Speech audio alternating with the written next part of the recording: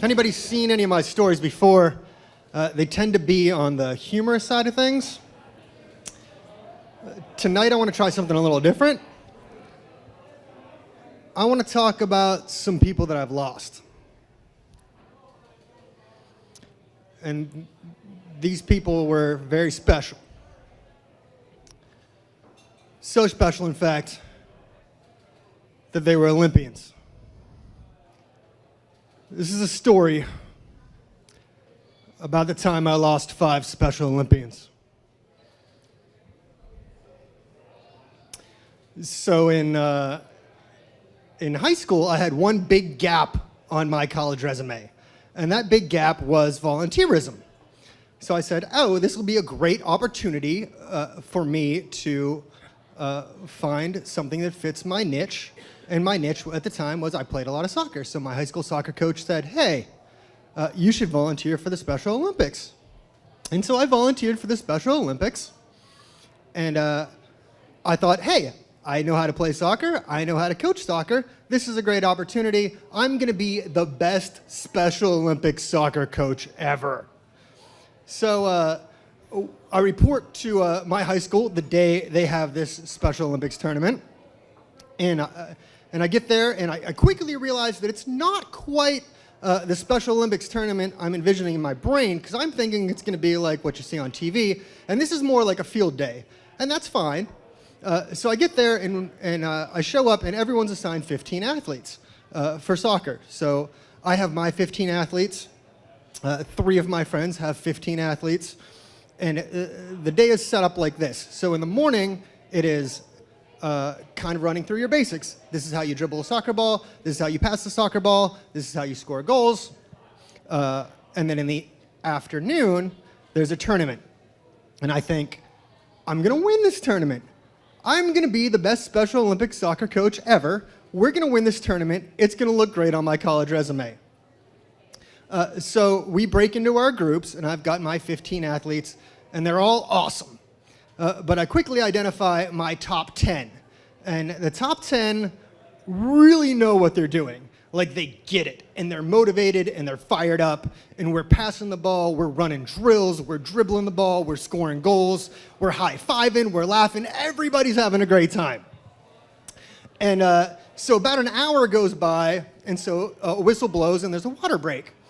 And I huddle my team around, and we're laughing, we're joking, we're having a good time, having a snack, drinking some water.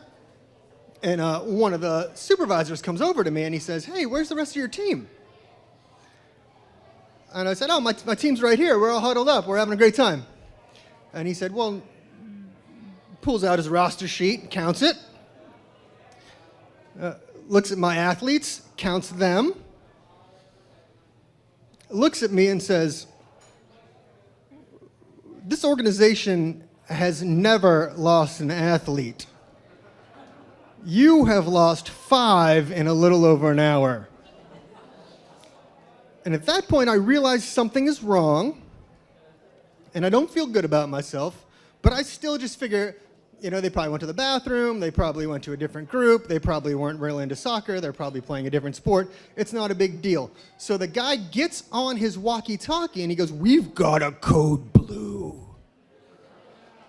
Which makes me feel a little bit better because there's a code. So if there's a code, that means there's a process. This happens all the time. It's not that big a deal. Code blue meant that everything went on lockdown. So no one goes in or out. Everyone has to go to their original groups. Whatever bus anybody came in on, they go to that bus. Essentially, field day is ruined. And I'm the person responsible.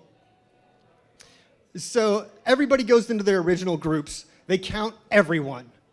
My 5 athletes are still missing.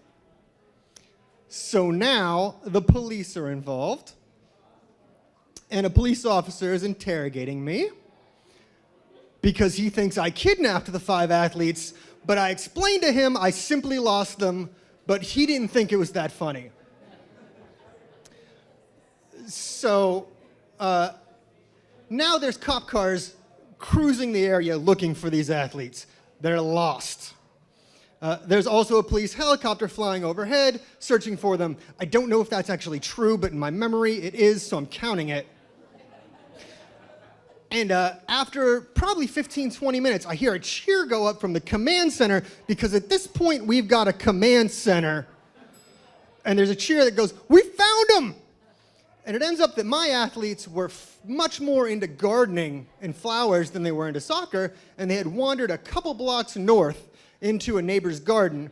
That neighbor realized she probably shouldn't have 5 Special Olympians in her garden, so she called 911. The police showed up. They were very happy to be drinking lemonade when they showed up, and they were thrilled to get to ride in cop cars back to the field day. And I wisely chose not to include the Special Olympics on my college resume.